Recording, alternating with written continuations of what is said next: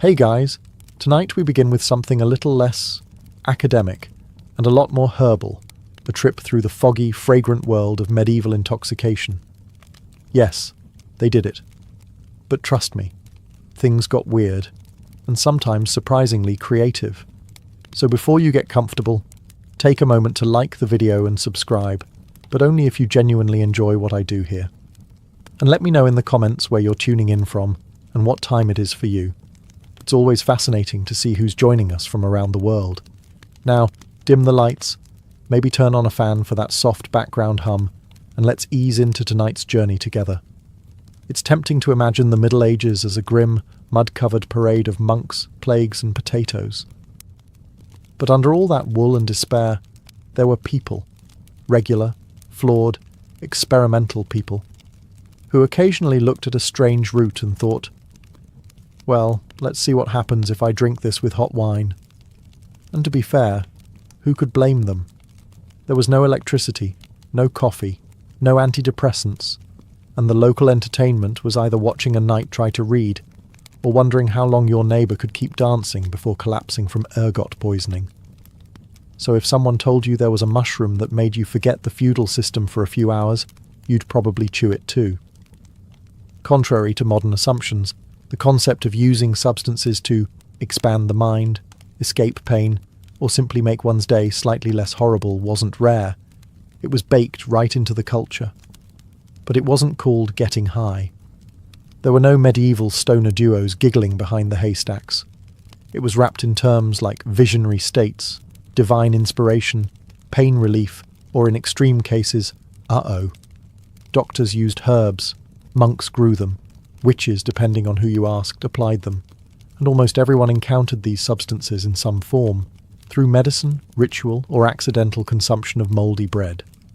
Again, the range of medieval intoxicants wasn't limited to a tankard of warm ale, though that helped. They had roots that screamed, flowers that blurred vision, seeds that induced prophetic dreams, and ointments that made people believe they were flying naked through the sky with Satan's catering team. Getting high wasn't necessarily recreational. It was medicinal, spiritual, or sometimes just very poor judgment on an empty stomach. And depending on your social rank, it might have been delivered by a barber, a nun, or a barefoot peasant named Wolf, who learned it from a very wise squirrel. In the medieval world, you didn't need a shady back alley or a velvet-roped club to get your hands on mind-altering substances. All you needed was a garden, a mortar and pestle, and a vague disregard for dosage. Because in those days, nature was the dealer, and she wasn't always gentle. Medieval Europe was overflowing with plants, roots, fungi and resins that could either cure your headache or make you believe you'd married a tree. The line between medicine and mystical trip was, let's say, artistically interpreted. Physicians, monks, midwives, and wandering herbalists all dabbled in botany with varying levels of training and enthusiasm. If you wanted something to knock you out, calm your nerves, or make you see God in your soup, they had options. Take henbane, for example. This plant was like nature's version of Russian roulette. Properly prepared, it eased pain and brought on sleep. Improperly prepared, it introduced you to an entirely new set of problems, like convulsions, and a strong desire to remove your own shoes while running through the woods screaming. Or mandrake, the root shaped vaguely, like a human figure. Legend said it screamed when pulled from the ground, a noise so lethal it could kill a man. That didn't stop people from digging it up anyway, usually by tying it to a dog and standing far away. Ingesting mandrake could induce unconsciousness, visions, and, on a good day, prophetic dreams. On a bad day, well, you wouldn't be needing herbs anymore. Then there was belladonna, also known as deadly nightshade, which is exactly the kind of name that screams, maybe not. It was used to dilate pupils for beauty, but also to treat pain, cause hallucinations, and, on occasion, death. Medieval self-care was a bold business. These herbs were often combined into teas, tinctures, oils, or those famous flying ointments we'll get to soon. And they weren't always consumed voluntarily. Sometimes They were applied during religious ceremonies, medical procedures, or by a well-meaning apothecary who thought a little extra root can't hurt, but hurt it could. Ah, henbane, the medieval equivalent of, let's see what this button does. Known to botanists as Hyoscyamus niger, and to everyone else as the stuff that made Uncle Bernard think he was a duck, henbane was a staple of the Middle Ages' unofficial pharmacy. Used across Europe for centuries, henbane wasn't just a casual plant, it was a mood. Monks recorded its properties in herbals. Physicians used it to dull pain. Witches used it to ride broomsticks through their imaginations. And peasants?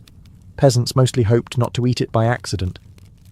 So, what exactly did henbane do? Well, that depends. In small doses, it acted as a sedative. It could ease toothaches, help with insomnia, and make childbirth slightly less traumatic. In other words, it was the medieval version of take two and try not to scream. But in larger doses, or just poorly timed ones, henbane could cause delirium, hallucinations, wild agitation, and in some cases, a heartfelt conversation with a turnip you thought was your deceased grandmother. It contains scopolamine and hyoscyamine, which interfere with neurotransmitters in the brain. To put it non-scientifically, your medieval brain gets weird, fast. Visual distortions, disorientation, dry mouth, extreme thirst, and spontaneous outbursts of interpretive dance were all on the menu. Henbane was often smoked, brewed into teas, or even combined with fat and smeared on the skin. A popular delivery method for anyone who didn't like their consciousness arranged in a linear fashion. Now, was it legal? Technically, yes. Controlled substances weren't a thing yet. But it was controversial, especially with the church. Anything that altered perception was suspicious. Visions were supposed to come from saints, not shrubs. Still, henbane had fans. Among healers, mystics, and people with nothing to lose. It even made its way into beer recipes before being banned in favour of safer additives like hops. Few plants in the medieval world were as feared, revered, and dramatically misunderstood as mandrake, a root so potent and weirdly human-shaped that it sparked a mix of botany, folklore, and sheer panic.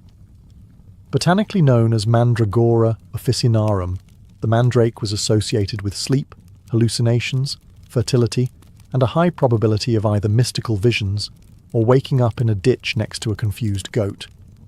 Either way, something happened. Medieval herbalists believed that the root, which often resembled a stubby, contorted human figure, contained powerful magical and medicinal properties. It was a sedative, an anesthetic, an aphrodisiac, and, according to some, a conduit to prophetic dreams. You could boil it in wine to calm pain, or you could inhale its fumes and immediately question all your life decisions. But the real fame of the mandrake came from its alleged habit of screaming when uprooted. Yes, screaming. As in, don't pull me out of the dirt or you'll die from the noise kind of screaming.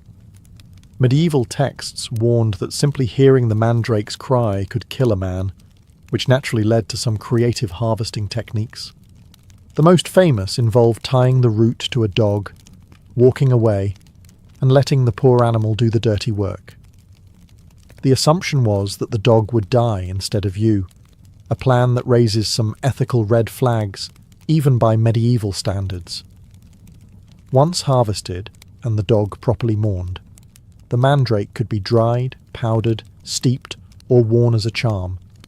Some people even carried tiny mandrake figures in pouches to ward off evil or promote fertility, because nothing says romance like a mummified root that sounds like it's seen things.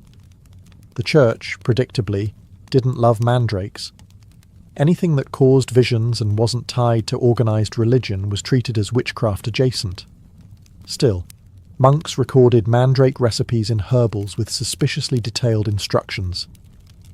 Used correctly, mandrake could dull pain before surgery, treat insomnia, and create trippy, vivid dreams.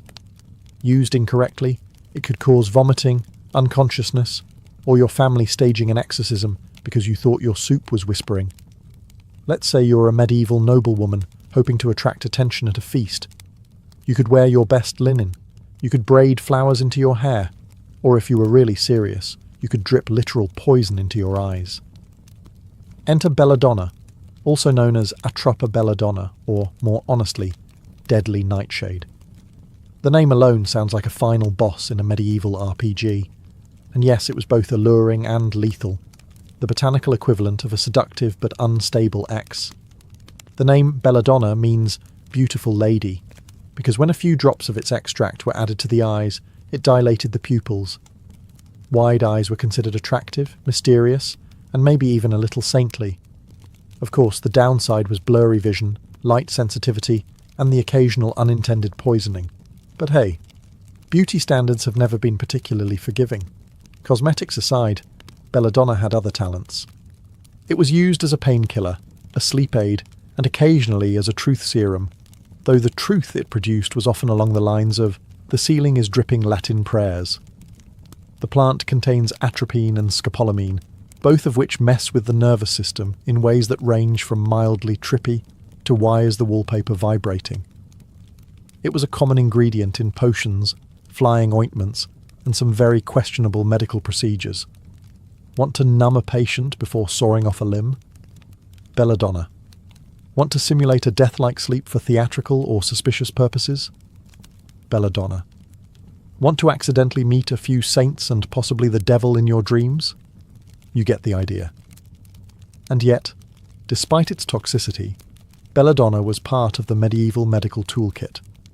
Physicians used it carefully, or recklessly, depending on how bad the plague was that week. And it shows up in herbals, recipes, and love charms across Europe. Before modern edibles came in discreet packaging and fruity flavours, medieval folks were already getting inventive, just not with chocolate. Instead, they relied on ointments, balms, tinctures, and potions.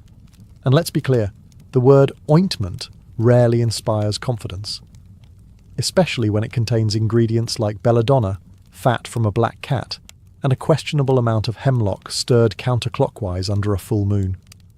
Welcome to the world of medieval transdermal delivery systems, or, in plain English, rubbing weird paste on your skin and hoping for the best. These concoctions weren't made for a casual weekend buzz. Many were tied to rituals, folk medicine, and spiritual experiences. They could knock you out, send you into ecstatic trances, or, if misused, cause you to believe you were turning into a lizard. Application was often topical, which sounds safer, until you learn the preferred absorption points were the mucous membranes. Yes, those membranes. Cue the infamous flying ointments associated with witches, a lovely blend of henbane, mandrake, belladonna, and pig fat, often applied to, let's just say, intimate areas. The goal? A euphoric sensation of flying. The result? Either a transcendent astral journey, or waking up in a haystack with half your teeth and no memory of how you got there. Beyond the salves, medieval potions were often consumed in wine, broth, or some liquid that smelled like regret. Apothecaries loved mixing poppy extract with spiced wine, a combo strong enough to numb you during surgery or give you a front row seat to a divine revelation you didn't ask for. And let's not forget the elixirs sold by wandering quacks. These travelling pharmacists promised to cure everything from heartbreak to plague, often using recipes that could also dissolve a shoe. Did they work? Maybe. Or maybe they just made you forget what was wrong in the first place. The magic of these medieval edibles was that no one could quite predict the outcome. Would you sleep peacefully, commune with angels, or scream at the moon and swear eternal loyalty to a turnip? Only one way to find out. Let's talk about the broomstick, that iconic airborne companion of the medieval witch. It might seem quaint now, the stuff of fairy tales and Halloween costumes, but back then it came with an awkwardly scandalous backstory. Spoiler: the broomstick wasn't just for sweeping. The connection between witches and broomsticks actually has chemical roots, and no, not just mandrake. Historical records, especially those written by suspicious inquisitors, describe witches using flying ointments, thick, trance-inducing salves made from plants like henbane, belladonna, and datura. all of which are about as friendly as a drunk porcupine. But here's the kicker. These ointments weren't taken by mouth. Why? Because the ingredients were toxic, and stomachs are famously ungrateful. Instead, they were applied topically. And by topically, we mean mucous membranes. And by mucous membranes, we mean, yes, exactly what you're thinking. Hence the broomstick.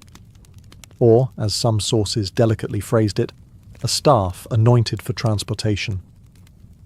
The handle was used as a vehicle for applying the ointment to areas with high absorption.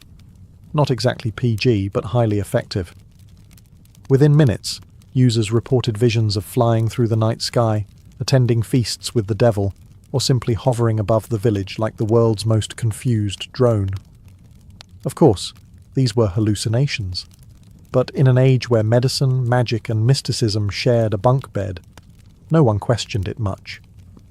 Inquisitors and theologians took note, of course, not because they were interested in pharmacology, but because they saw flying as evidence of consorting with demons, which is ironic, considering the hallucinations were chemically induced and deeply unreliable. But when has medieval justice ever needed evidence? While medieval Europe was busy applying poison to broomsticks and calling it air travel, something far more sophisticated was happening to the south and east, in the flourishing cities of the Islamic Golden Age. Enter hashish, the plant-based answer to existential dread and camel traffic. Derived from cannabis resin, hashish was widely used in regions like Persia, Egypt, and the Levant. And unlike Europe's rub this on your elbow and meet Satan approach, Islamic scholars, mystics, and physicians actually documented its effects with a level of detail that suggests field testing. Hashish was often consumed orally, usually mixed with honey, spices, or other herbs, making it the first edible to actually taste good, as opposed to medieval Europe's tradition of bitter teas and things that smelled like spoiled socks. Its use wasn't just recreational, though yes, that absolutely happened. Hashish was often tied to Sufism, the mystical branch of Islam, where practitioners sought spiritual union with the divine. Hashish was believed to help dissolve the ego, clear the mind, and initiate deep contemplation, or, at the very least, encourage long, thoughtful stares at walls. In fact, many Sufi poets and philosophers spoke of hashish the way modern songwriters speak about bad breakups, with intense emotion, abstract metaphors, and just enough fog to make you wonder if they were okay. Of course, not everyone was a fan. Many Islamic rulers tried to ban hashish use periodically, fearing it led to laziness, moral decay, or people giggling too much during prayer. But like most substance bans in history, this had roughly the same success rate as teaching a cat to juggle. The legendary Hashashin, the original assassins, were even said to have used hashish before missions to get into the proper mindset for stabbing. That claim's mostly myth, but it's a great example of how cannabis-based products were already wrapped in both mystique and suspicion. Meanwhile, Europe was centuries away from understanding how to use cannabis without immediately setting something on fire or calling it devil grass. When you picture a medieval church, you might imagine stained glass, flickering candles, solemn chanting, and that thick, almost otherworldly cloud of incense wafting through the air like God's personal fog machine. But incense wasn't just about holiness. It also had a little something extra. Psychoactive potential. Let's start with the two heavy hitters.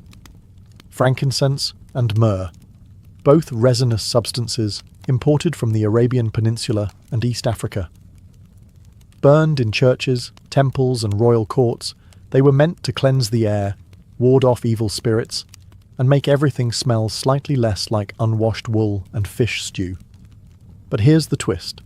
Modern studies have shown that burning frankincense releases compounds, particularly incensol acetate, that can affect the brain's limbic system. Translation: if you sat in enough smoke, Gregorian chant wasn't the only thing making your head feel floaty. In poorly ventilated medieval chapels, which is to say all of them, prolonged exposure to incense could cause a mild tranquilizing effect, especially if paired with fasting, dehydration, or extreme boredom. It wasn't uncommon for monks or devotees to report visions during long services, and while they often credited divine inspiration, it's possible some were just lightly buzzed from resin fumes. And if you think this was limited to Christian spaces, think again. Incense was a common fixture in mosques, synagogues, Buddhist temples, and even pre-Christian pagan rites. It transcended religion. Everyone loves a good vibe, apparently.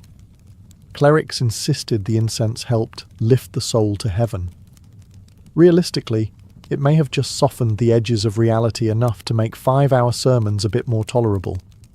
Think of it as the medieval equivalent of putting on lo-fi beats and lighting a scented candle, but with more Latin and less chill. If there was one thing medieval people could count on, besides taxes and the occasional plague, it was alcohol. Beer, ale, mead, wine, cider. You name it, someone was brewing it in a wooden barrel behind their house and calling it medicine. And in a way, it was. Water wasn't exactly safe to drink.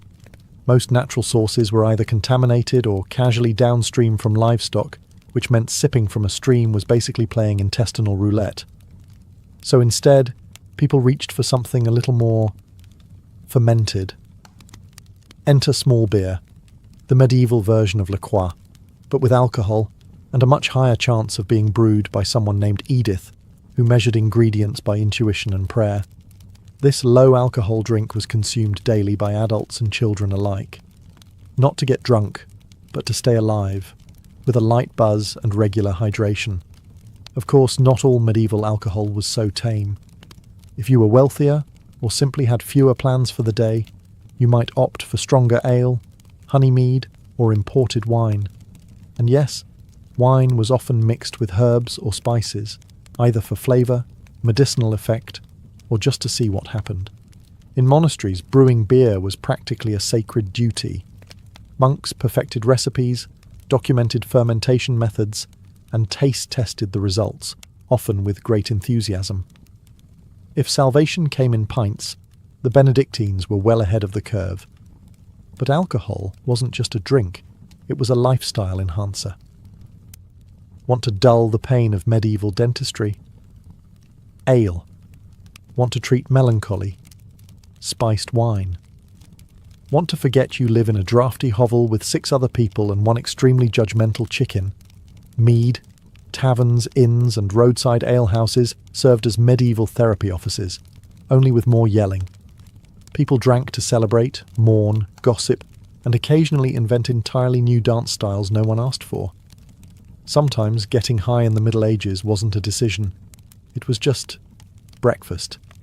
Enter ergot, a parasitic fungus that grows on rye and other cereal grains. To the untrained medieval eye, it looked like a slightly weird blackened kernel. To the modern scientist, it's a biological prank with side effects that read like a medieval curse. Convulsions, hallucinations, burning limbs, and occasionally the sensation that your hands have turned into spiders. This fungus was the accidental ingredient in what some historians call the original LSD trip, centuries before the Summer of Love, Woodstock, or anything with tie-dye. People in parts of Europe, especially in colder, damp regions like France and the Germanic territories, frequently baked bread from infected rye. Why?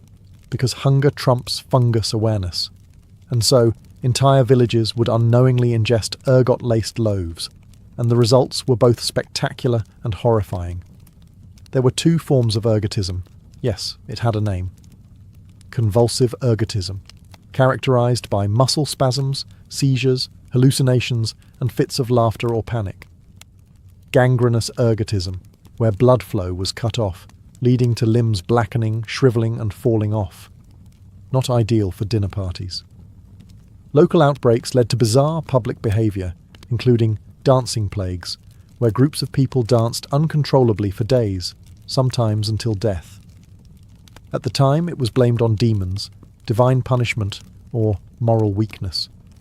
But in reality, it may have just been a mass case of unintentional mushroom toast. Ironically, the Order of St. Anthony, which ran hospitals for the afflicted, helped treat victims of ergotism.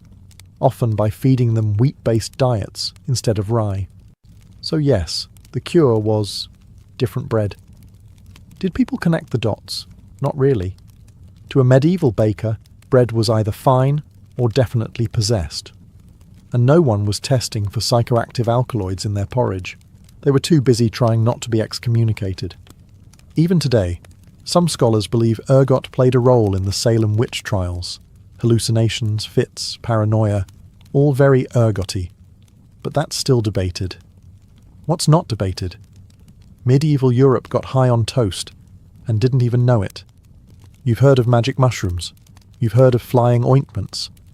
But have you ever heard of mad honey? Yes, in a few special corners of the medieval world, even the bees were in on it. This wasn't your average grocery store honey, mind you.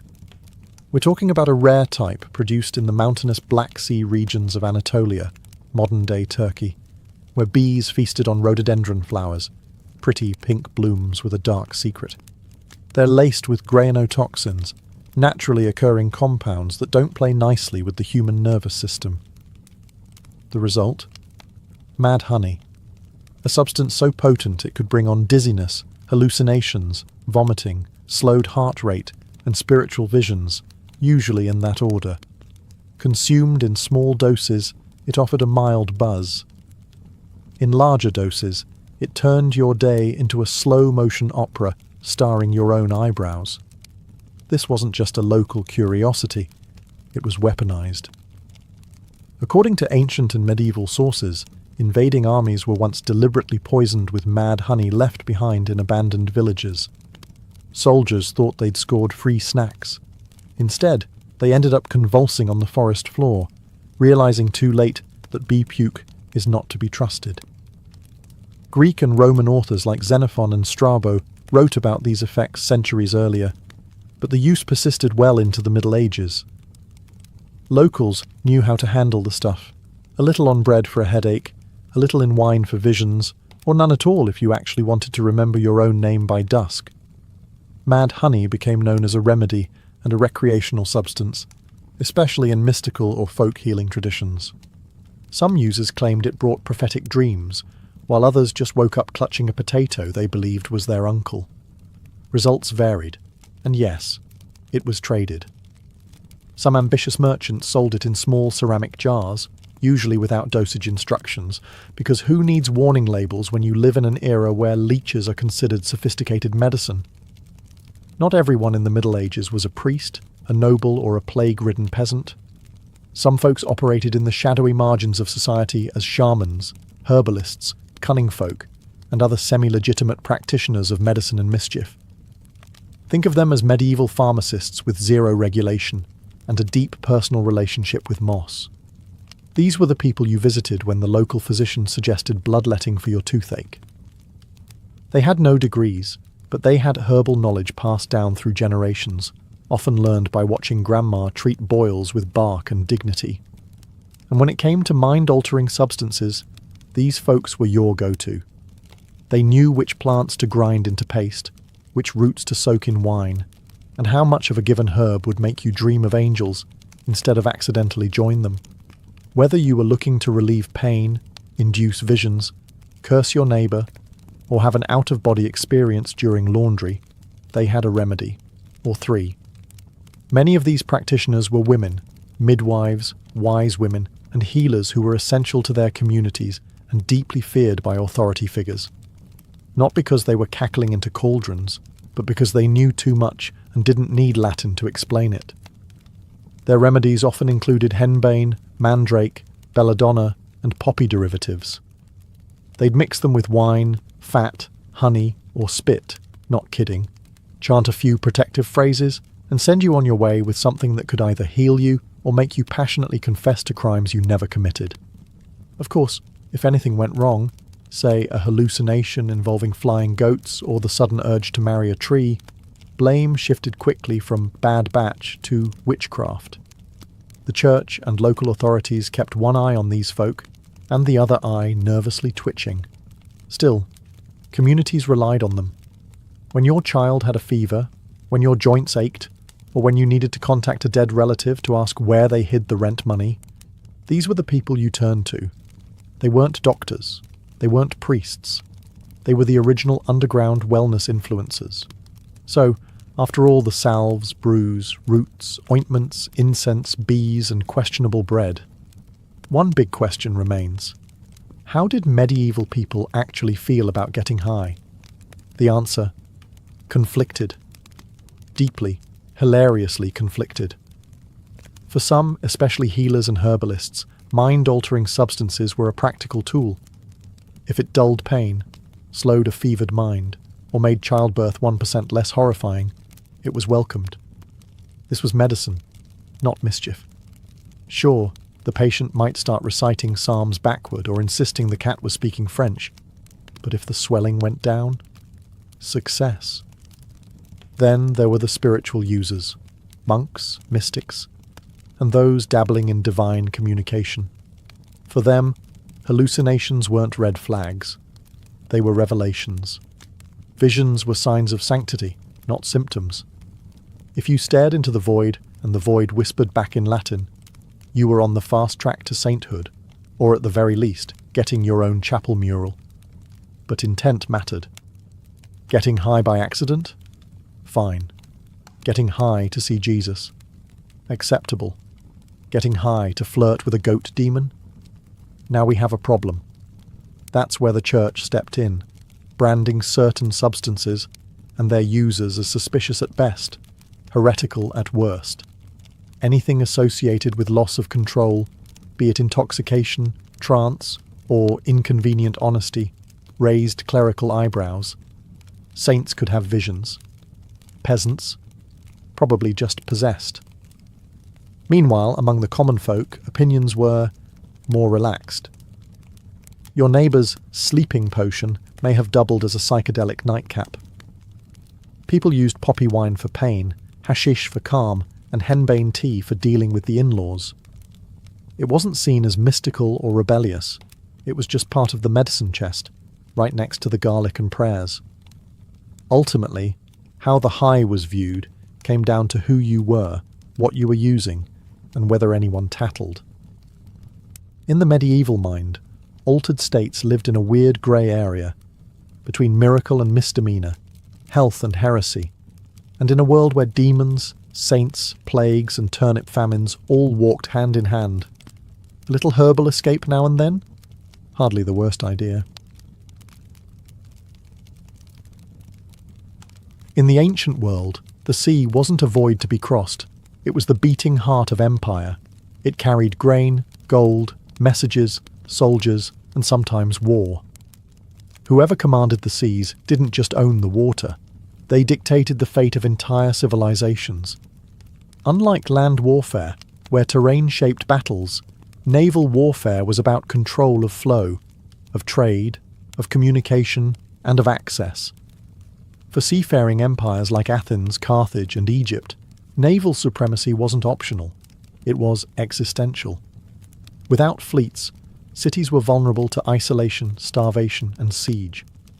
With fleets, they could blockade enemies, protect merchant convoys, and even land forces deep behind enemy lines.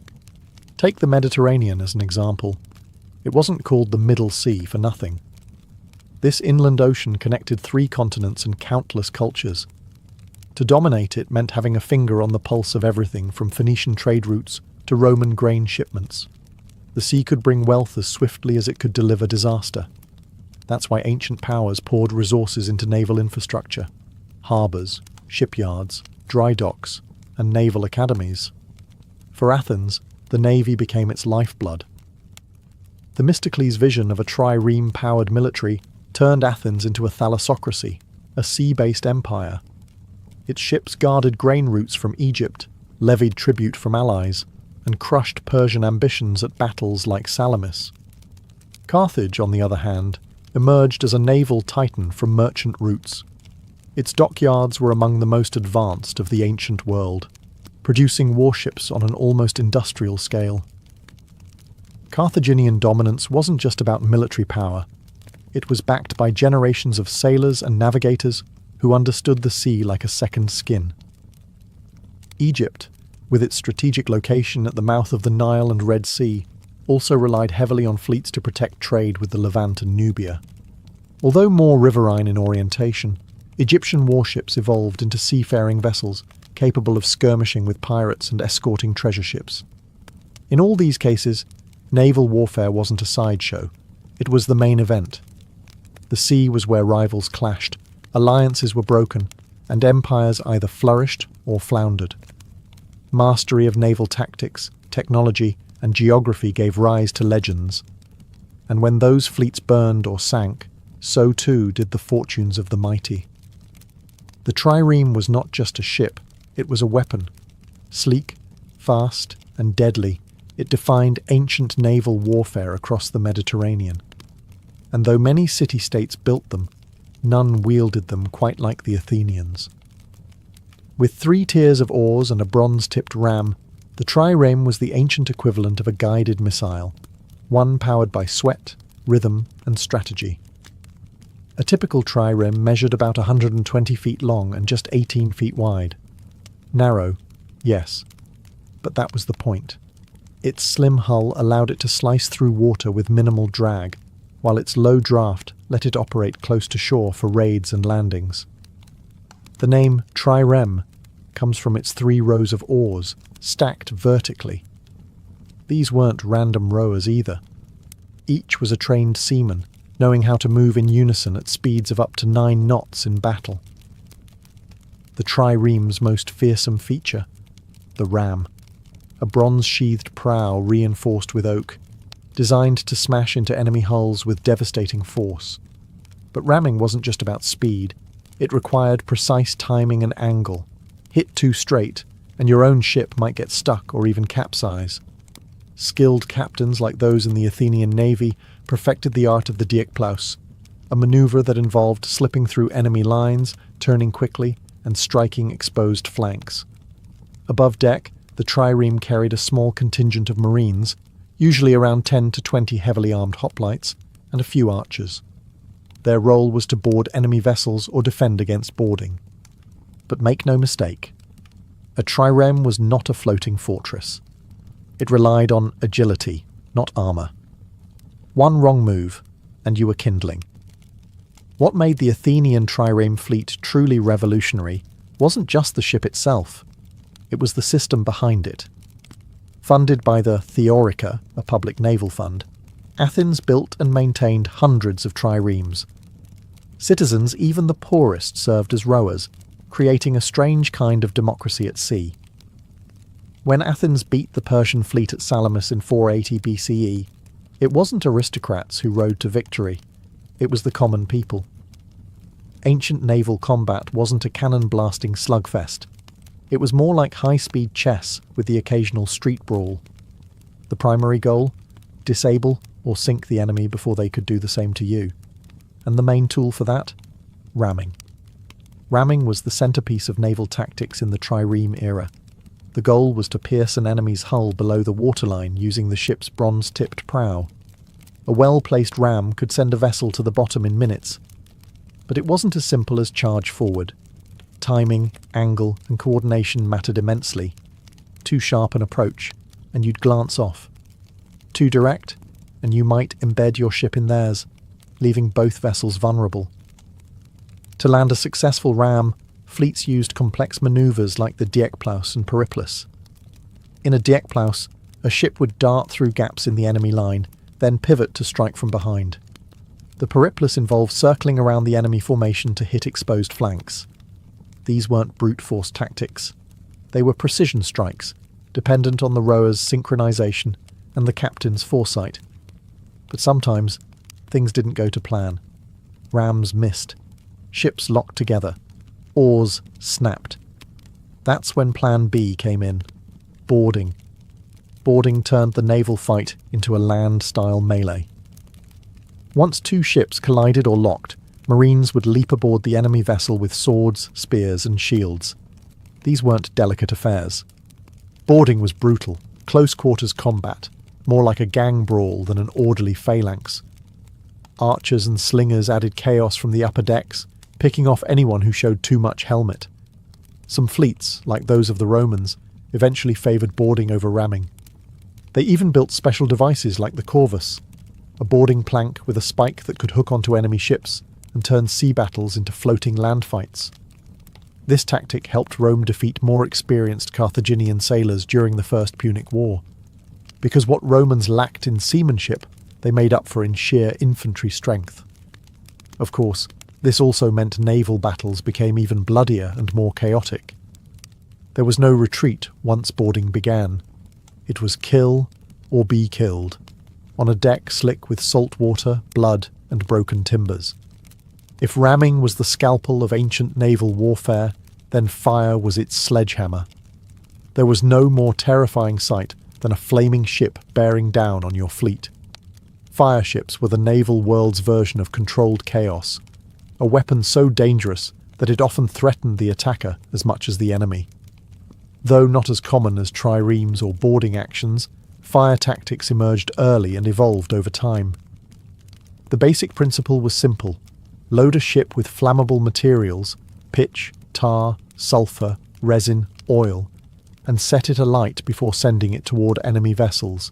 Ideally, the fire ship would drift into tightly packed enemy lines, igniting sails, decks, and anything else unfortunate enough to be flammable. One of the earliest documented uses of fire ships comes from the Greco-Persian conflicts, where desperate defenders tried to repel naval invasions by hurling flaming rafts or boats toward enemy galleys. In the confined spaces of a harbour or strait, where manoeuvrability was limited, a single fire ship could cause mass panic and break formations. But fire at sea was a double-edged sword. Winds could shift, flames could backfire. A poorly timed fire ship could destroy your own fleet as easily as the enemy's. This is why fire was often reserved for desperate moments, blockades, surprise attacks, or last stands where the risk was worth the havoc. The most sophisticated development in ancient incendiary warfare came with Greek fire, a mysterious and fearsome weapon developed by the Byzantine Empire centuries later, but inspired by ancient fire tactics. Greek fire could allegedly burn on water and couldn't be extinguished with standard methods. While it's more medieval than ancient, its conceptual roots, chemical fire used in naval dominance, can be traced back to these early fire ships. Egyptian and Phoenician fleets also used variations of fire-based weapons, particularly against pirate vessels and during sieges. For instance, coastal defenders might catapult fire pots or flaming arrows onto ships attempting to breach harbours. The psychological effect of fire at sea was unmatched. A ram could be blocked, a boarder could be repelled. But fire? Fire panicked crews, devoured wooden hulls, and spread faster than orders could be shouted. Even the most experienced sailors might abandon ship at the first whiff of pitch and smoke. In the 5th century BCE, Athens transformed itself from a landlocked city-state into a dominant naval superpower, and it all started with silver. When a massive silver vein was discovered in the mines of Laurium, Themistocles, an ambitious Athenian politician, convinced his fellow citizens not to divide the wealth, but to invest it. His plan? Build a fleet of triremes. Lots of them. That decision changed history. With over 200 warships at its peak, the Athenian navy became the backbone of what we now call the Athenian Empire.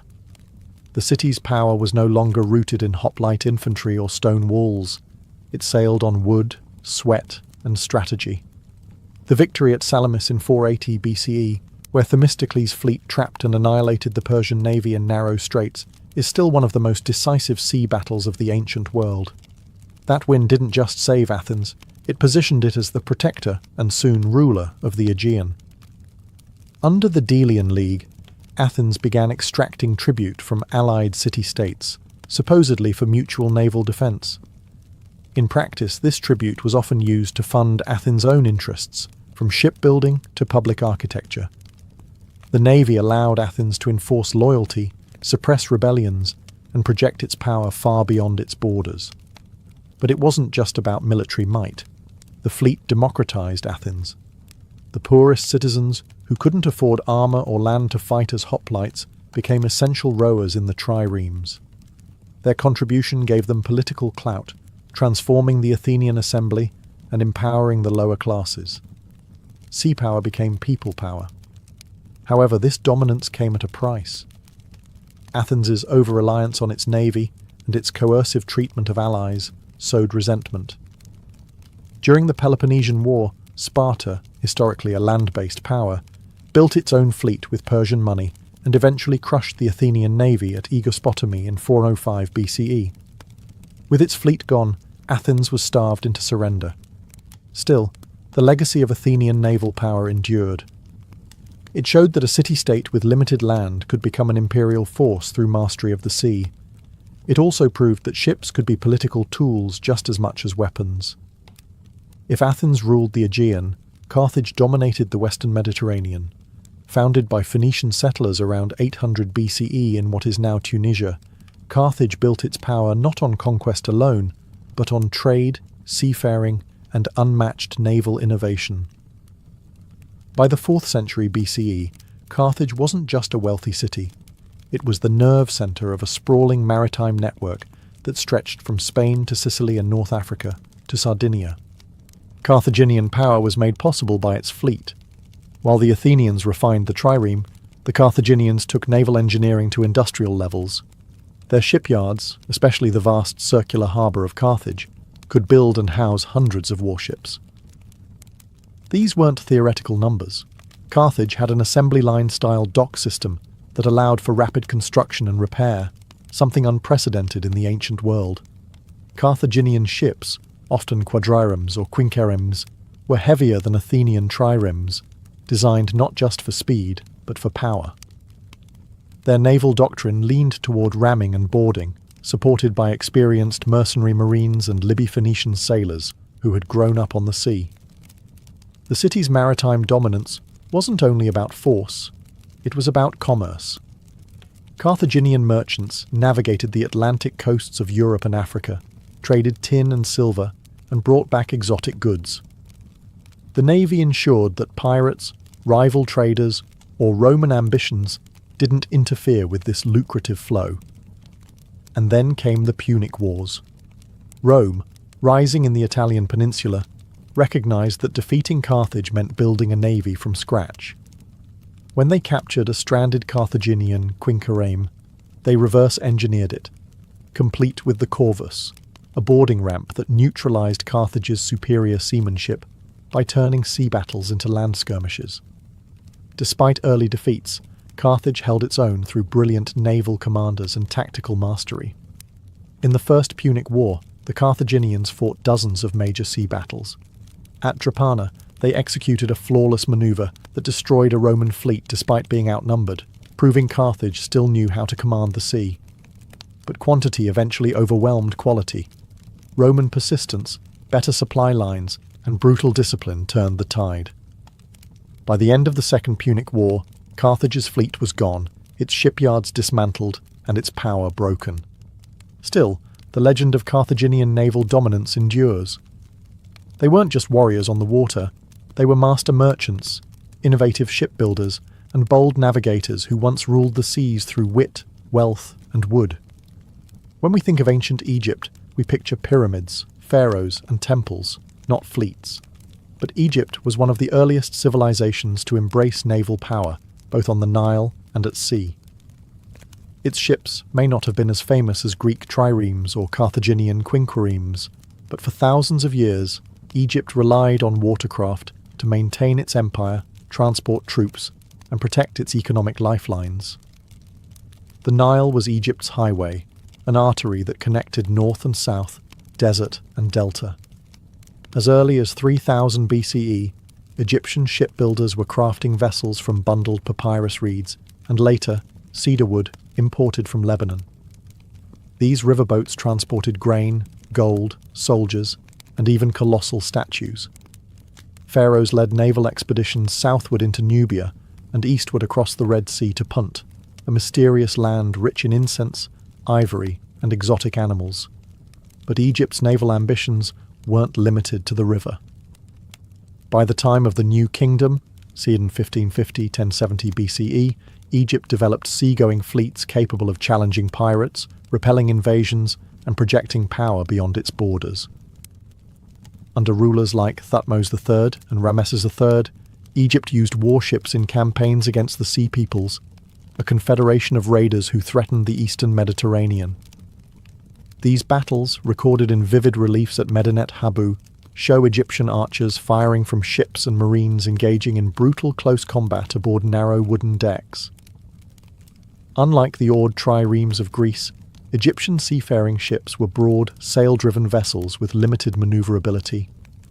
They often featured raised fighting platforms and were crewed by archers, spearmen, and sailors trained in both combat and navigation.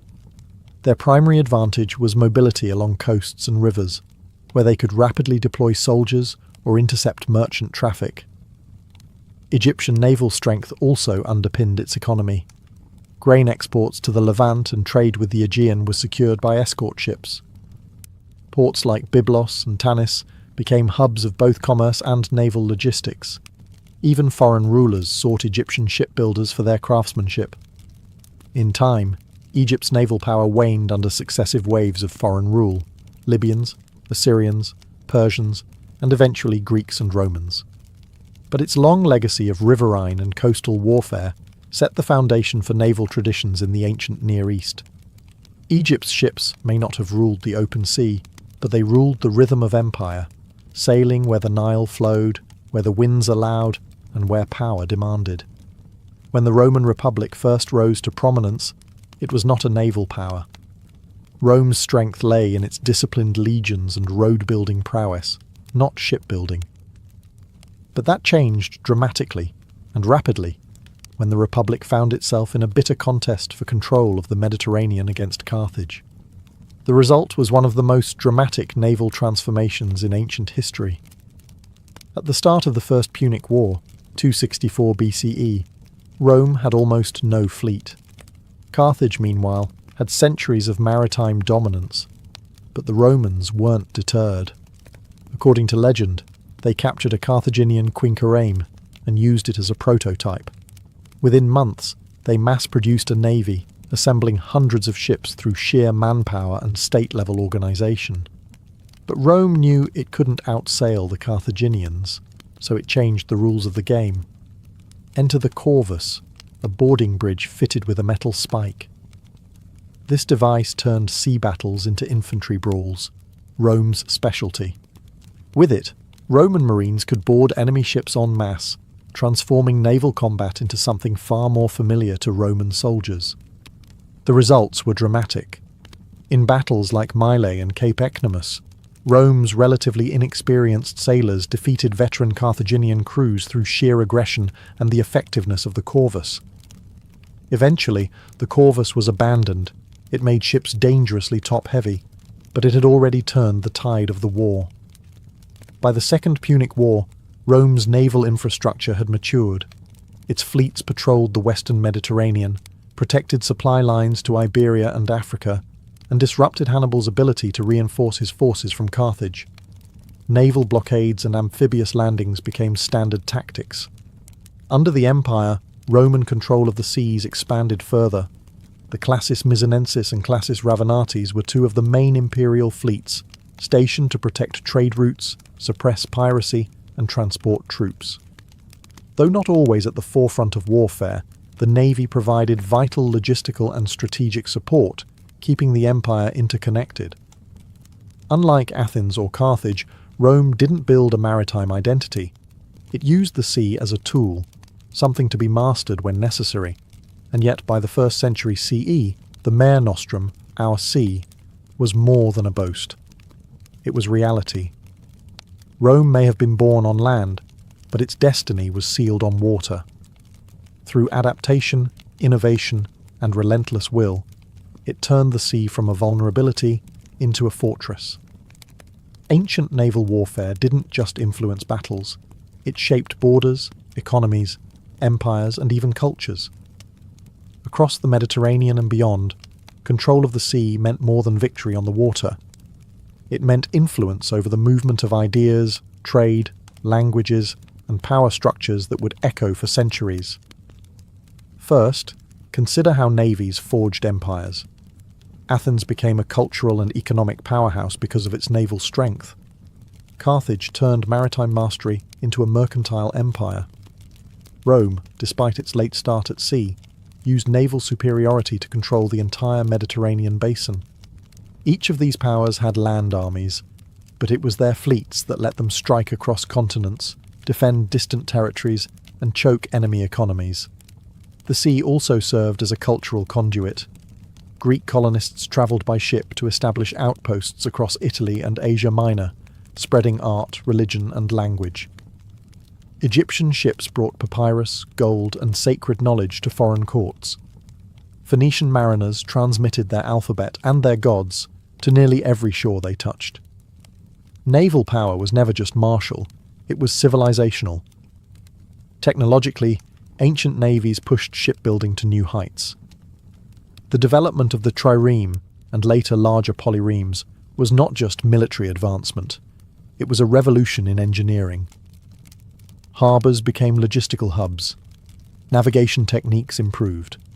Standardized ship designs laid the groundwork for maritime architecture still visible in later Byzantine and Islamic navies. Even economic systems evolved because of navies.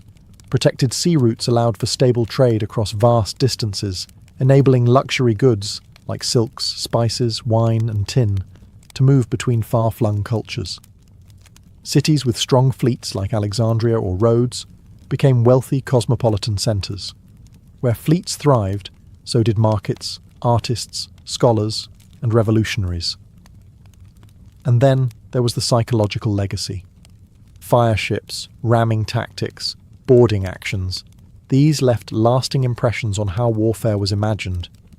They introduced the idea that the sea itself could be a weapon, that mobility and control, rather than just brute force, could win wars.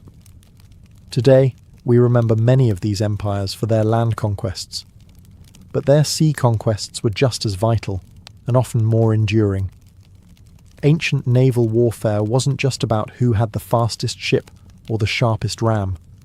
It was about who understood the sea as a stage, not just for war, but for history itself. In the end, the triremes may be gone, but their wake still ripples through time. Cyrus the Great was born around 600 BCE in the region of Anshan, then a vassal kingdom under Median rule. His family, the Achaemenids, claimed noble descent and ruled a small but respected Persian domain. But nothing about Cyrus's early life hinted that he would one day create one of the largest empires the world had ever seen. And yet, from the very beginning, legend surrounded him. Greek historian Herodotus gives us one of the most dramatic origin stories in ancient biography. According to Herodotus, King Astyages of Media, Cyrus's grandfather, had a dream that his daughter's son would overthrow him. Interpreters confirmed his worst fear. The child would be a threat to his throne. So, Astyages married his daughter Mandane to a Persian noble, Cambyses I, hoping the baby would remain politically insignificant. But the dreams persisted. When Cyrus was born, Astyages took no chances. He ordered a loyal servant, Harpagus, to kill the child. Harpagus, reluctant to commit such an act, delegated the gruesome task to a shepherd. But instead of abandoning the infant, the shepherd raised Cyrus as his own, hiding him in the mountains and treating him like a common herder's son. As Cyrus grew, so did his charisma. Even as a boy, he stood out, commanding other children, displaying leadership beyond his years. Eventually, rumours reached the court. A noble child living as a shepherd. Astyages investigated, and the truth unravelled. Surprisingly, he spared Cyrus, perhaps seeing no threat, or perhaps haunted by guilt. Harpagus, however, was not so lucky. In a grim punishment, Astyages killed Harpagus's son and served him as a meal at court. Meanwhile, Cyrus was sent back to Persia to live under his father Cambyses' care, now recognised openly as a prince of noble blood. What the Median king didn't know was that he had just ensured his own downfall, for Cyrus's time among shepherds and nobles alike gave him a unique understanding of people, both the powerful and the humble. Whether Herodotus's version is fact or fable, the story captures the aura that would always surround Cyrus. From near death in infancy to destiny-defying survival, his early life planted the seeds of greatness. He would not only challenge Astyages, but redefine kingship itself. By the mid-6th century BCE, Cyrus was no longer just a Persian prince. He was a calculating and ambitious leader poised to challenge the regional status quo. At that time, the Median Empire, ruled by King Astyages, still held sway over Persia. But the balance of power was shifting, and Cyrus was ready to tip the scales. The catalyst was betrayal. According to multiple sources, including Herodotus and the Babylonian Chronicle, the Median general Harpagus, the very man ordered years earlier to kill baby Cyrus, had never forgotten the cruel fate of his son. Now, years later, he was in a position to act. Secretly, he sent messages to Cyrus, encouraging him to rise up and promising support from within the Median ranks. It was the beginning of a revolt that would shake the ancient world. Around 553 BCE, Cyrus officially rebelled. Persia, once a subordinate kingdom, now declared independence and war. What followed was not a single decisive battle, but a series of prolonged campaigns. Over 3 years, Cyrus's forces pushed deeper into Median territory, drawing support from disaffected nobles and regional allies. His reputation grew not just for military competence, but for restraint. He often spared the lives of surrendered enemies, earning both fear and admiration. Meanwhile, Astyages' court was unravelling. Loyalty eroded. When the final confrontation came around 550 BCE, it wasn't the Medes who triumphed. It was Cyrus. Astyages was betrayed by his own army, and the once mighty Median Empire crumbled almost overnight. Cyrus entered Ecbatana, the Median capital, not as a barbarian conqueror but as a new kind of ruler. He respected local traditions, preserved Median administrative structures, and incorporated many Medes into his growing government. This policy of inclusion would become a hallmark of his rule. With Media under his control, Cyrus unified the Iranian plateau. But this wasn't the end, it was the beginning. By overthrowing the Medes, he not only liberated Persia from vassalage, but also inherited their empire. He now ruled lands stretching from modern-day Iran to parts of Central Asia. Fresh from his triumph over the Medes, Cyrus the Great turned his gaze westward, toward the fabulously wealthy kingdom of Lydia, ruled by the legendary Croesus. Croesus was no ordinary king. He was one of the richest men of his time, his name becoming a byword for immense wealth. His capital, Sardis, gleamed with luxury, and his armies were well equipped with cavalry and seasoned troops. But Croesus made a fatal mistake. He underestimated Cyrus. Seeking to preempt Persian expansion, Croesus formed alliances with Egypt and Babylon, and consulted the Oracle of Delphi. The oracle famously told him that if he crossed the river Halys to attack Persia, he would destroy a great empire. Encouraged, Croesus launched an invasion, only to discover that the empire he would destroy was his own. The two forces clashed near the Halys River in 547 BCE. After a fiercely contested battle, Croesus withdrew to Sardis, believing the campaign season had ended, and that he could regroup in the spring with allied reinforcements. But Cyrus did something unexpected. He pursued. In a bold winter campaign, Cyrus besieged Sardis, forcing Croesus into a desperate defence. According to Herodotus, Cyrus even employed a tactical surprise. He used camels to startle the Lydian cavalry, Croesus's strongest asset, rendering them ineffective. Within weeks, Sardis fell. Croesus was captured alive. What happened next sealed Cyrus's reputation as a ruler unlike any other. Instead of executing Croesus, Cyrus reportedly spared him, even making him an advisor. The story goes that as Croesus was about to be burned alive, he cried out Solon's name, a Greek philosopher who once warned him not to count a man lucky until he knew how his life ended.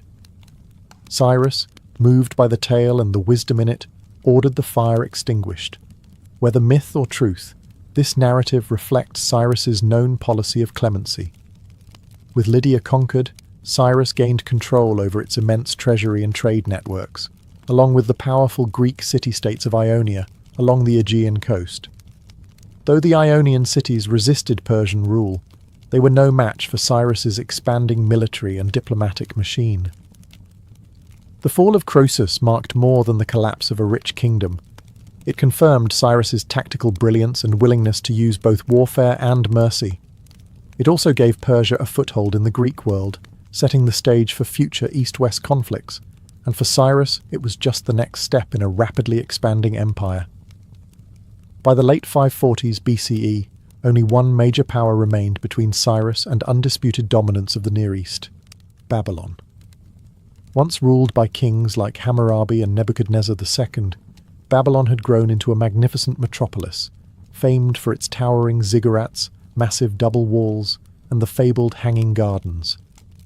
But beneath the grandeur, cracks were forming. At the time, Babylon was ruled by Nabonidus, a king deeply unpopular with his own people. His religious policies alienated the powerful priesthood of Marduk, the city's chief deity. He had spent years away from Babylon, leaving the empire in the hands of his son Belshazzar, a name familiar to readers of the Hebrew Bible. Discontent was growing. Cyrus sensed opportunity. In 539 BCE, Cyrus launched his campaign. But unlike previous invasions marked by siege and destruction, this one was surgical. Cyrus's forces defeated Babylonian troops at Opis, a key city on the Tigris. There, they won not only with military power, but with propaganda. The Persians promised to liberate the people from the misrule of Nabonidus, presenting Cyrus as a restorer of divine order. The most astonishing part? When Cyrus entered Babylon, he did so without a fight. According to the Nabonidus Chronicle and later Greek sources, the city gates were opened to him, perhaps through political negotiation, perhaps due to internal betrayal. Regardless, Cyrus marched into Babylon as a liberator, not a conqueror. He respected the city's temples, participated in religious ceremonies, and declared in the famous Cyrus Cylinder that he had been chosen by Marduk himself to restore peace and justice. This document, often called the world's first Charter of Human Rights, records Cyrus's policies of tolerance, temple restoration, and repatriation of displaced peoples.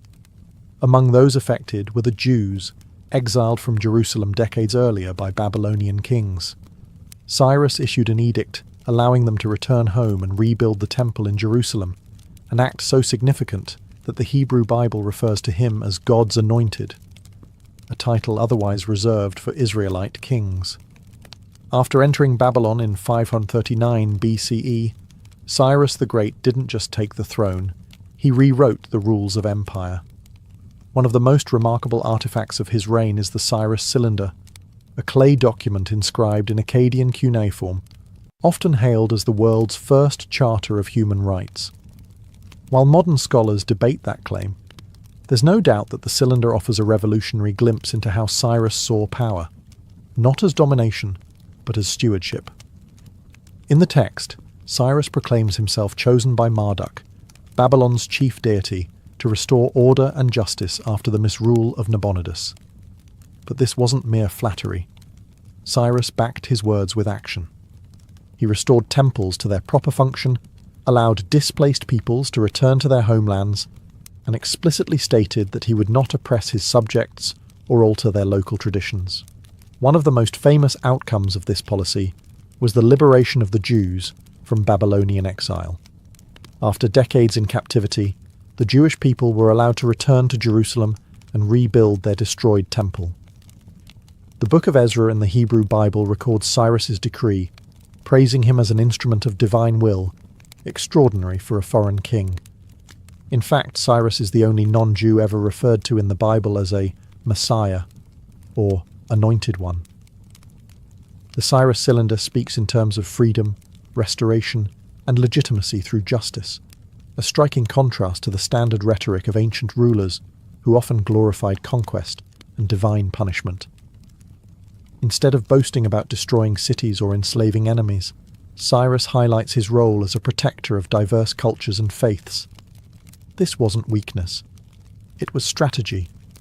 By respecting local customs, he avoided rebellion and fostered loyalty across his vast empire. Although we must be cautious not to project modern legal concepts onto ancient texts, the spirit of the Cyrus cylinder remains remarkable. It envisions a world where rulers derive legitimacy not from fear, but from benevolence and inclusion. Today, a replica of the cylinder is displayed at the United Nations headquarters, a testament to its symbolic weight as an early blueprint for pluralistic governance. Cyrus the Great didn't just conquer a vast empire, he held it together. That might sound simple on paper, but in reality, he ruled over an incredibly diverse world. Persians, Medes, Babylonians, Elamites, Lydians, Hebrews, and countless others, all with their own languages, gods, customs, and grievances. What made Cyrus truly great was not how far he extended his borders, but how skillfully he managed what lay within them. At the core of Cyrus's governance was a philosophy of tolerance through structure. Unlike many ancient rulers who imposed their culture and religion upon conquered peoples, Cyrus embraced a decentralized model. He allowed local leaders to remain in place, local religions to flourish, and local customs to continue. Rather than crush his subjects into submission, he sought to win their trust, and it worked. He retained and adapted the administrative systems of the Medes and Babylonians, blending them with Persian practices to create a uniquely flexible empire. Power was delegated to satraps or provincial governors who oversaw taxation, security, and justice in their regions. These officials were typically chosen from local elites, but remained accountable to Cyrus's central authority. This system became the foundation of Achaemenid rule for generations. Cyrus also invested in infrastructure. He improved trade routes, safeguarded caravans, and ensured fair treatment for merchants, knowing that commerce was as essential to stability as armies. His empire wasn't just a military machine. It was an economic and cultural network that stretched from the Indus Valley to the Aegean Sea. He also understood the power of symbolism.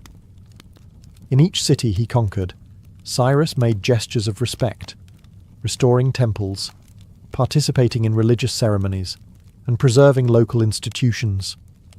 These acts weren't simply theatrical. They were diplomatic strategies that earned him the loyalty of former enemies. Most remarkable was how little resistance his rule provoked. Cyrus didn't just avoid rebellions, he often inspired admiration. Even the Greeks, typically disdainful of barbarians, viewed him as a wise and just king. Xenophon, the Athenian historian, would later write Cyropedia, a partly fictionalized but deeply admiring biography of Cyrus, presenting him as the model of enlightened leadership. By the end of his reign, Cyrus the Great had reshaped the ancient world. From the Aegean Sea to the mountains of Central Asia, his empire stretched farther than any before it. But like many great conquerors, his ambition pushed him toward one final campaign, this time into the steppes of the northeast. It would be his last. Around 530 BCE, Cyrus set out to confront the Massagetæ, a confederation of nomadic tribes living east of the Caspian Sea.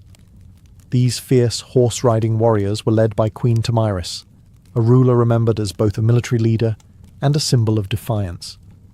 Her people were seen by Persians as uncivilized but dangerous, a threat to the empire's expanding borders. The details of the campaign are murky, shaped largely by Herodotus's dramatic and likely embellished account. According to the Greek historian, Cyrus first attempted diplomacy, proposing marriage to Queen Tomyris. She saw it for what it was, a political ploy. When diplomacy failed, Cyrus resorted to trickery. He left behind a banquet of wine and rich food, knowing the Massagetæ were unaccustomed to alcohol. After a drunken celebration, many of her warriors were ambushed and slaughtered, including her son. Devastated and enraged, Tomyris swore vengeance. In the climactic battle that followed, the Massagetæ overwhelmed the Persian forces. Cyrus was killed in combat. Herodotus even claims that Tomyris had his body decapitated and placed his severed head in a skin filled with blood, declaring, "Drink your fill of blood, you who thirsted for it." While the gruesome ending may be more myth than fact, what's certain is this. Cyrus died during this campaign, far from the great cities he had conquered. His body was eventually returned to Pasargadae, the capital he founded in Persia, and buried in a modest yet dignified tomb, still standing today as a testament to his legacy. His death marked the end of an era. The throne passed to his son Cambyses II, who would continue the empire's expansion, notably into Egypt. But Cyrus's unique blend of tolerance, strategy, and visionary leadership would not be easily replicated. When Cyrus the Great died, he left behind more than a vast empire. He left behind a political blueprint, a philosophical precedent, and a reputation so revered that even centuries later his name inspired awe. The Achaemenid Empire, founded by Cyrus, was the largest the world had ever seen to that point, stretching from the Aegean to the Indus. But it wasn't just size that mattered. It was how it functioned. Cyrus's policies of inclusion, tolerance, and administrative innovation continued under his successors. His son Cambyses II and later Darius the Great didn't just expand the empire, they formalized its structure. The satrapy system Cyrus pioneered became a cornerstone of imperial governance.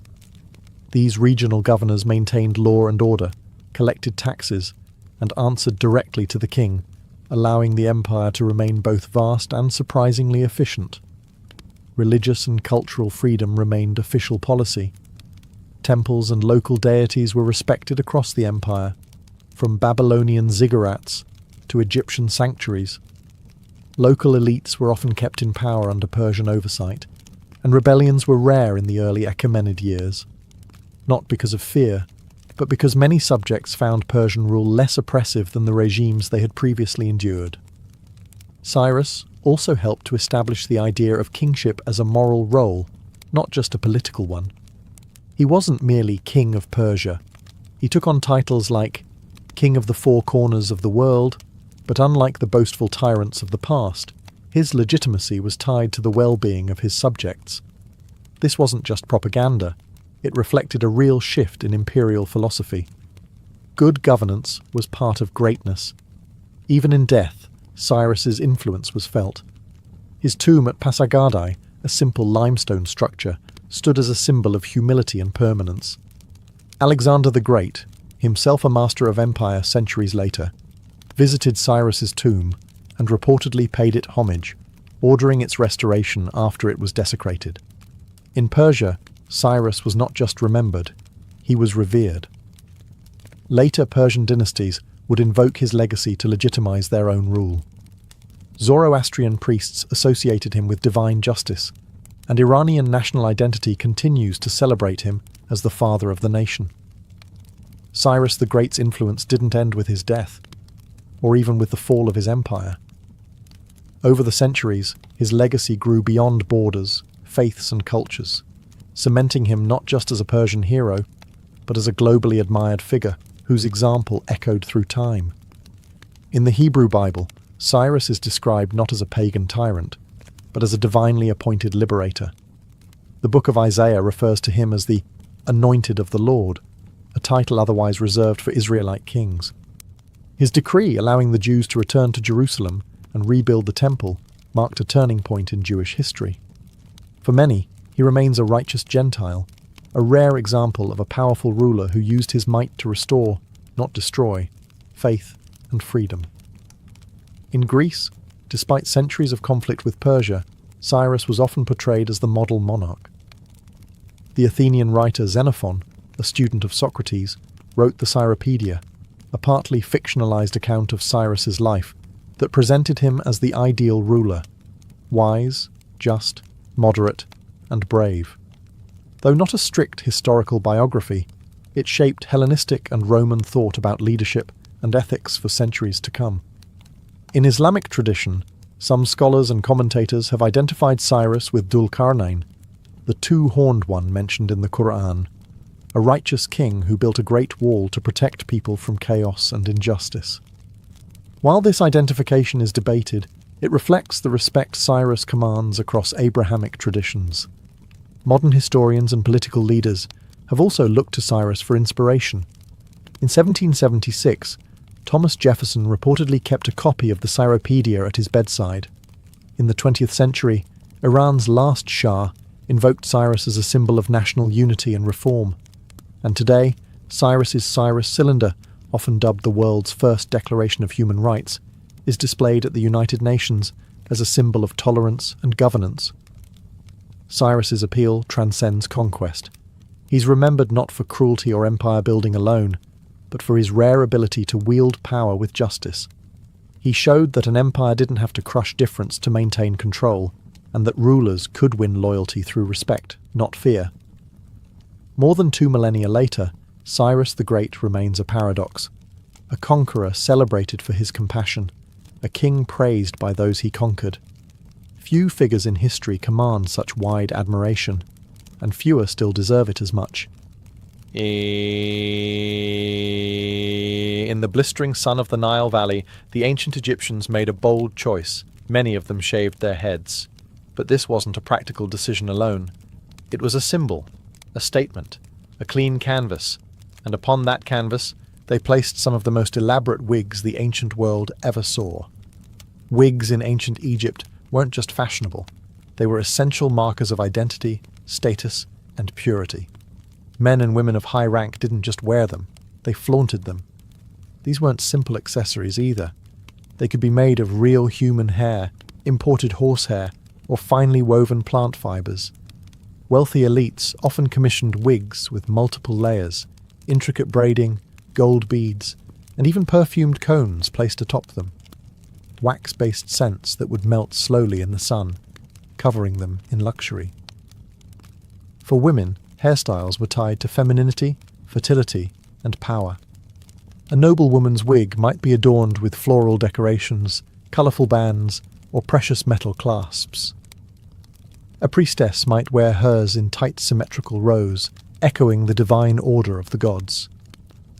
For men, especially those in service to Pharaoh, a thick, stylized wig reflected not just wealth, but closeness to the divine hierarchy. Children, however, had their own style. Many wore the sidelock of youth, a shaved head with one ornate braid left dangling, a symbol of childhood that would be cut off during adulthood or religious rites of passage. And then there were the bald priests. In sharp contrast to the extravagance of court wigs, priests were required to shave their entire bodies, including their heads, to maintain ritual purity. In public ceremonies, though, even they might wear ceremonial wigs, symbolizing their spiritual roles more than their individual identity. What's more fascinating is how wigs even served after death. Mummies were often buried with wigs in place, ensuring their status and beauty carried into the afterlife. Hair, in other words, wasn't just vanity. It was an eternal identity. If you picture a Viking, you likely imagine wild beards and braided hair, an image forged from equal parts archaeology, Norse sagas, and Hollywood. But there's a surprising truth in that vision. Viking hairstyles were far from random. In fact, hair was a powerful symbol in Norse society, of identity, masculinity, clan loyalty, and even seduction. Both Viking men and women took their hair seriously. In a world where physical appearance projected strength and honour, long hair wasn't a vanity, it was a statement. Men often grew their hair long and styled it meticulously. Braids, top knots, and half-shaved heads weren't just stylish, they were intimidating. A warrior walking into battle with braided locks and a thick beard wasn't just practical, keeping hair out of the eyes. He was broadcasting his readiness to fight and his resistance to fear. For Viking women, hair could be just as symbolic. Long, well-groomed hair was a marker of femininity and high status. Women often braided their hair in complex patterns, sometimes using ribbons or beads woven into the strands. A married woman might wear her hair wrapped or partially covered to signal her marital status, similar to how wedding rings work today. Some burial sites in Scandinavia even include combs, hairpins, and grooming tools, suggesting daily care and pride in appearance were important to both sexes. There was also a fascinating legal angle. In Viking law codes, hair played a role in justice. Cutting off someone's hair without permission was considered a grave insult. one that could lead to revenge, legal retribution, or full-blown blood feuds. That's because hair represented honor. To disgrace a warrior by chopping his locks was to attack his social standing itself. And then there's mythology. The Norse gods themselves had iconic hair. Thor with his flaming red beard. Loki's transformation tricks often involved changes in hair or shape. And of course, the goddess Sif, whose golden hair was so legendary that when Loki cut it off as a prank, he had to beg the dwarves to forge a magical replacement from real gold. Hair wasn't just mortal identity, it was divine currency. The Romans knew a thing or two about control, and that extended to their hairstyles. In a world where politics, class, and gender were all tightly regulated, hair became one of the subtlest yet most powerful tools of social navigation. Especially in elite circles, your locks could literally declare your allegiance, your values, and your ambition. Let's start with Roman men. In the early Republic, the ideal Roman citizen was clean-cut, conservative, and practical. Hair was short, tidy, and well-groomed. Anything longer than that was considered suspect, effeminate, foreign, or lazy. A short haircut and a clean-shaven face weren't just fashion choices. They were civic statements. They said, "I'm disciplined. I serve the state. I'm Roman." But as the empire progressed, things got fluffier. Emperors like Nero and Commodus let their curls grow out in flamboyant styles that mimicked Greek philosophers or even divine statues. Some sported what we now call the Roman topknot, a raised section of curled or piled hair at the front, sculpted to suggest intellect, youth, or refinement. These weren't accidents. They were carefully crafted public images. Hair became propaganda. For Roman women, the stakes were even higher. Hairstyles became almost architectural. The famous Flavian Tower style, a literal mountain of curls and braids pinned above the head, was a high-status look made possible only by slave labour, hot irons, and hours of work. The more elaborate the hairdo, the wealthier the woman, because it meant she had the leisure time and servants to maintain it. Hair could also show political loyalty.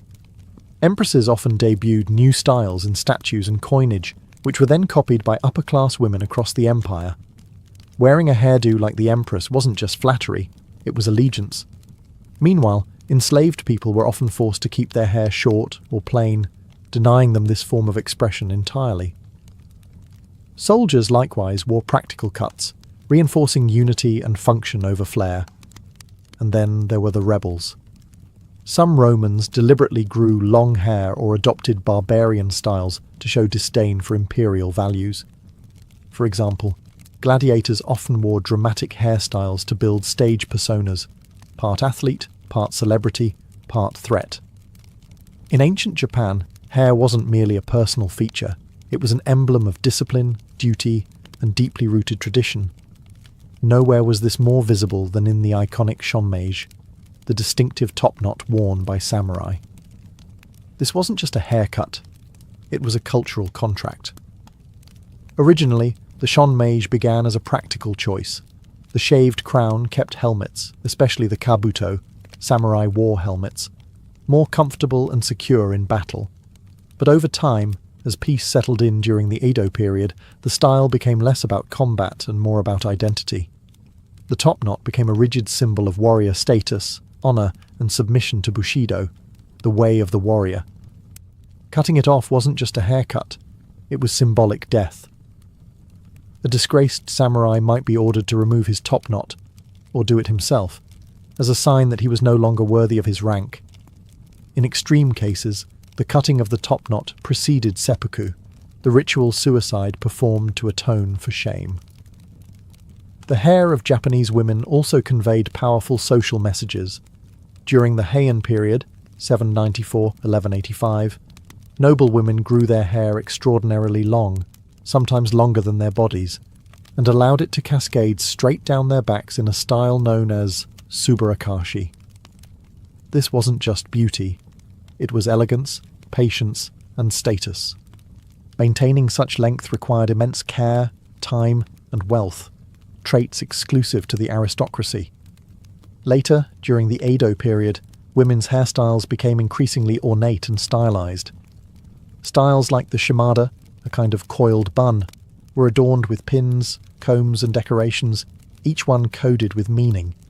Certain styles indicated marital status, age, or even profession. Courtesans and geishas, for example, used dazzling and elaborate hairstyles not only to attract clients, but to signal their training stage and experience level. Hair could also be a form of rebellion. During certain shogunate rules, laws were passed restricting hairstyles based on class. Violating those codes, even by letting your hair grow the wrong way, could draw suspicion or punishment. And yet, artists, actors, and even ronin, masterless samurai, often bent the rules to make bold statements about identity and resistance. In ancient Japan, hair was bound, literally and figuratively, by duty, devotion, and drama. Whether in the silent dignity of a samurai or the elegant swirl atop a geisha's head, coiffures were acts of storytelling, honor, and deep cultural memory. Across ancient Africa, hair wasn't just a personal style, it was a language. From the intricate cornrows of the Sahel to the towering coils of the Himba, hairstyles served as identity cards, spiritual expressions, and even survival tools. Long before colonial disruption, African hair culture was a rich tapestry of symbolism, craftsmanship, and resistance. Let's begin in ancient Egypt's southern neighbour, Nubia. Nubian communities, often unfairly eclipsed in mainstream history, developed stylized braids and twists that communicated status, age, and clan. Nubian queens like Amanitore and Amaniseketo wore complex braided wigs and headpieces that rivaled even Egyptian royalty, asserting their power and beauty in bold, unmistakable terms. Further west, in what is now Nigeria, the Yoruba and Igbo peoples were already treating hair as an artistic medium. Intricate styles weren't just for show, they were carefully planned, with certain patterns reserved for brides, warriors, or spiritual initiates. Hairdressers were highly respected, almost priest-like in their roles. To entrust someone with your hair was to trust them with your essence. Among the Himba people of Namibia, red ochre paste, made from powdered stone and butterfat, is still used today to coat and sculpt elaborate braids. These ochre styles don't just protect hair from the desert climate, they signify everything from puberty to marital status. For Himba women, hair is literally shaped by the seasons of life. But perhaps the most fascinating aspect of African hair history lies in how it encoded resistance. During the transatlantic slave trade, enslaved Africans used hairstyles as silent forms of rebellion and remembrance. Cornrows weren't just practical, they were maps. Some patterns symbolized escape routes or safe meeting points. Others preserved ancestral styles from back home, defying erasure with every twist and braid. In many West African cultures, shaved heads marked mourning or spiritual transitions, while thick dreadlocks could represent strength, connection to the divine, or warriorhood. Hair was sacred, never just aesthetic. Colonialism would later stigmatize these hairstyles, pushing Eurocentric ideals of beauty. But the ancient roots of African hair culture were never fully erased. They lived on in memory, in hands, in braids passed from mother to daughter, and are now being reclaimed around the world. In ancient Greece, where marble statues and epics shaped the Western imagination, hair wasn't just a matter of personal grooming. It was a public performance of virtue, intellect, and civilization. From the tight curls of Athenian youths to the flowing locks of philosophers, hair helped define who you were in the eyes of both the gods and your fellow citizens. Let's start with the men. Early on, Greek men often wore long hair, tied back with ribbons or bands. Homeric heroes like Achilles and Odysseus are described in epic verse as having flowing or shining hair, symbolizing vitality, nobility, and divine favor.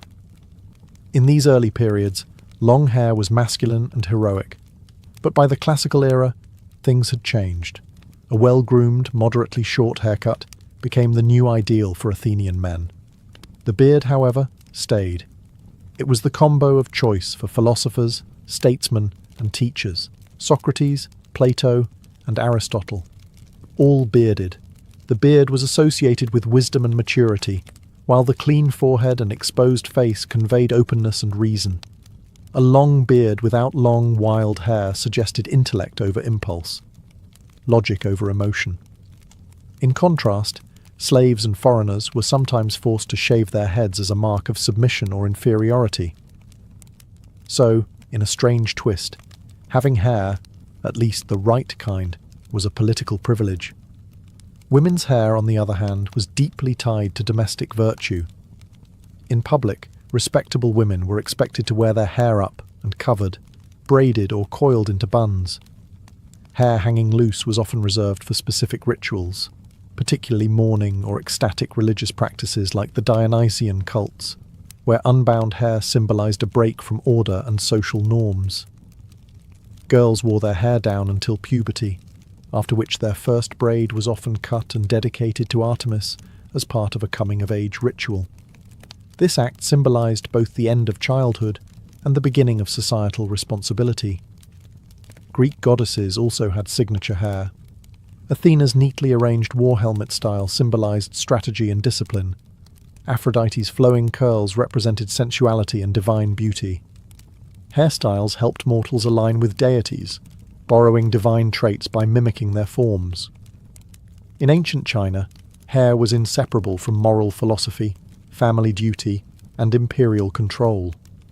From the smooth top knots of Confucian scholars to the ornate buns of Tang dynasty court ladies, every strand served a purpose, both aesthetic and symbolic. Hair was not to be altered lightly. In fact, cutting it was often considered a grave offence. Why? Because of Confucian filial piety. One of the core tenets of Confucianism was that your body, hair included, was a sacred gift from your parents. To cut, damage, or otherwise change it unnecessarily was a sign of disrespect. This belief permeated Chinese society for centuries. Even criminals faced hair shaving not just as a punishment, but as a ritual humiliation and spiritual severance. Men typically wore their hair long and tied it into a topknot or bun. Scholars, poets, and officials would often pair this with long robes and caps, signifying wisdom, composure, and loyalty to order. To see a man with loose or unkempt hair in public was deeply unsettling. It implied madness, mourning, or rebellion. For women, hairstyles were highly age and status dependent. Young girls often wore twin buns or side ponytails, styles that marked them as unmarried. Upon marriage, a woman's hair would be restyled into a more mature and formal arrangement, often a single coil or bun pinned with combs, jade ornaments, or gold hair sticks. Court ladies and empresses during the Tang dynasty took things to spectacular heights, literally. Their hair was sculpted into towering arrangements adorned with phoenix pins, flowers, and silk. There was also politics in hair. Dynastic shifts often brought forced changes in appearance. When the Manchu-led Qing dynasty conquered Ming China, they enforced the queue hairstyle, the front of the head shaved, with the rest braided into a long pigtail. This style was a hated symbol of submission to foreign rule. Many Han Chinese resisted, choosing death over what they saw as a betrayal of cultural identity. In contrast, Taoist monks shaved their heads entirely to reject worldly attachments. Buddhist monks did the same, demonstrating their detachment from the material realm and their embrace of impermanence. In ancient India, hair wasn't just a physical feature. It was sacred.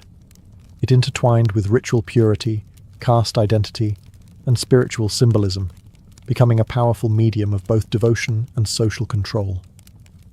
From the twisted dreadlocks of sages to the shaved heads of pilgrims, hair in Indian culture told complex stories of belief, discipline, and transformation.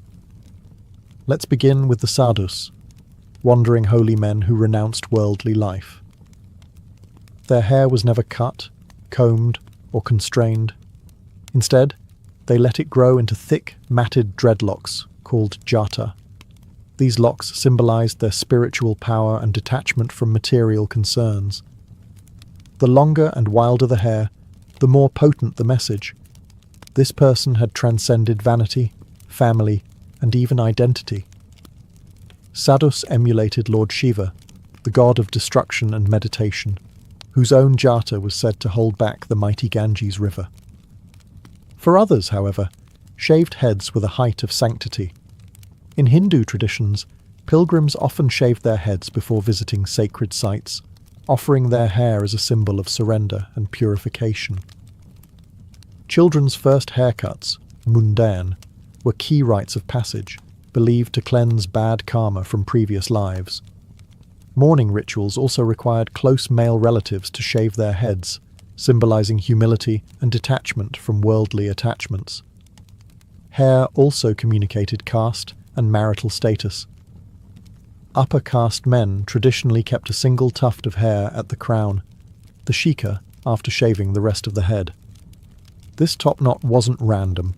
It marked them as twice born, part of the priestly or scholarly class, and obligated to perform sacred rites.